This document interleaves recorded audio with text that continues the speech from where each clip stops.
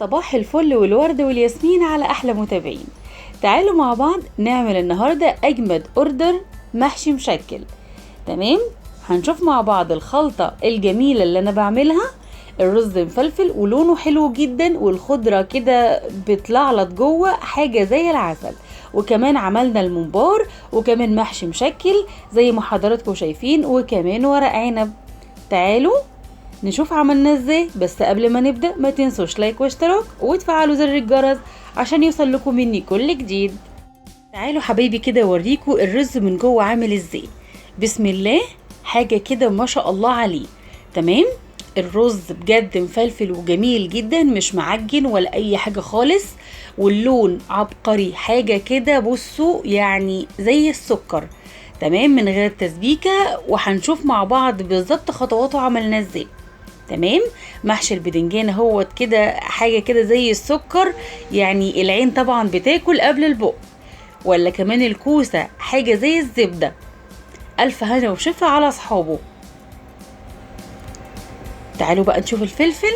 يا عيني على الفلفل وجماله، يعني اللي بياكل الفلفل ده اصحاب المزاج العالي، حاجات كده زي العسل. الف هنا وشفا عليكم يا حبايبي.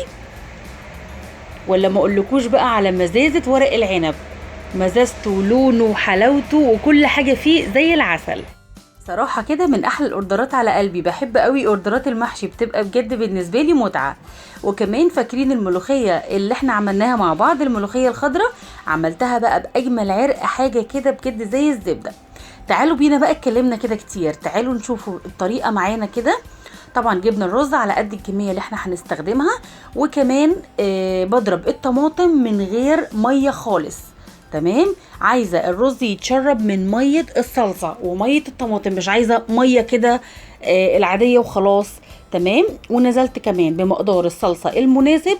وكمان ضربت البصل بتاعي مع شويه ملح وفلفل. طب هتقولي لي ايه الاخضر اللي فيه دوت؟ الاخضر ده انا هقول لكم.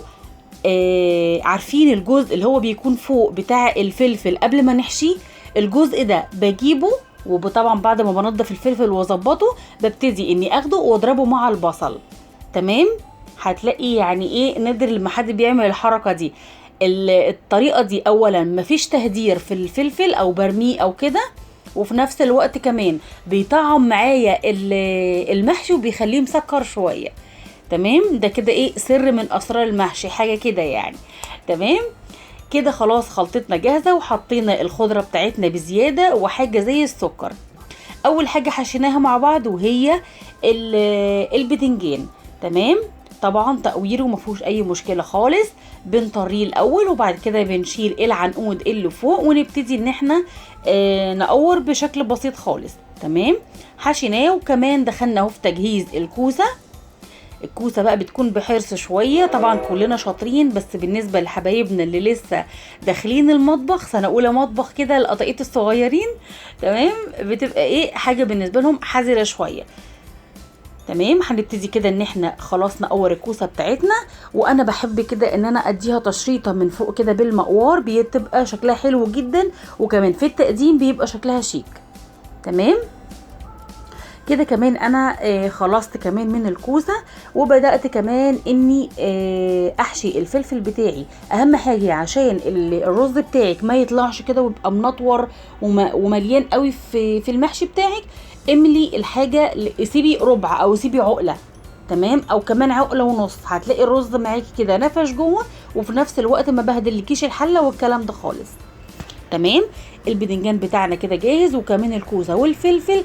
ابتدي بعد كده احطهم على النار واجهز معايا الشوربه. بصوا حبايبي، سواء شوربه لحمه او شوربه فراخ مش هتفرق. تمام. انا جبت الشوربه بتاعتي وحاطط لها كده معلقتين كبار من الصلصه. تمام. ونزلت كده بنص مقدار الحله اللي عندك او الصينيه او اي ما كنتش هتستخدمي، نص الميه بس، لان الخضار عندي بينزل ميه عشان ما تلاقيش الحاجه معاكي معجنه. تمام. ده كده المقدار المظبوط لسوى المحشي. تمام. نيجي بعد كده على استاذه ملوخيه.